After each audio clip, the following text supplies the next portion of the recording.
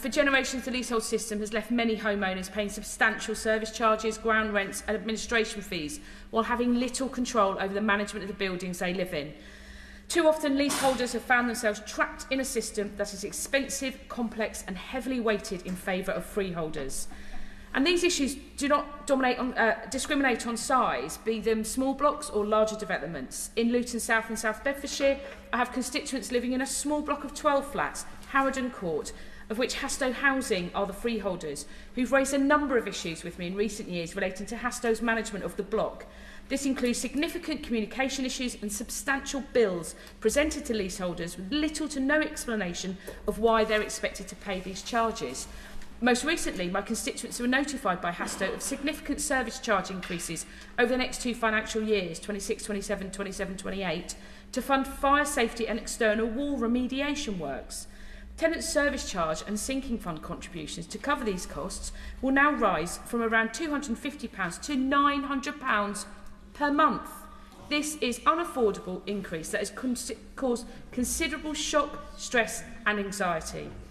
Residents are also concerned about a lack of transparency, as Hastow has not provided estimated total costs, explained how charges are distributed to residents, or evidenced any competitive procurement process for carrying out these works.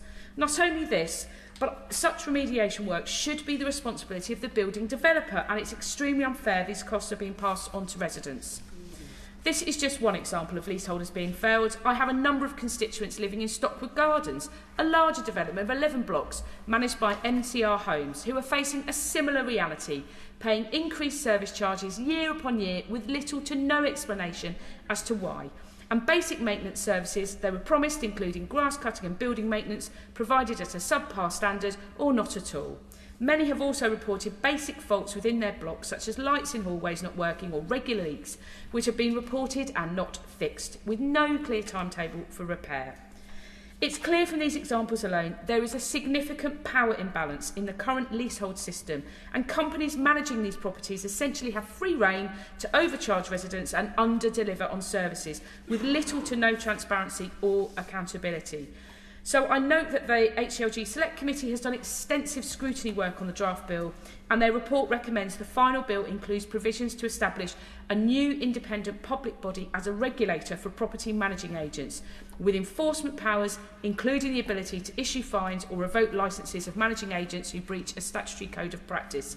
I support this recommendation and believe this is an opportunity to prevent bad practice and drive cultural change within the industry, whilst affording leaseholders greater protections.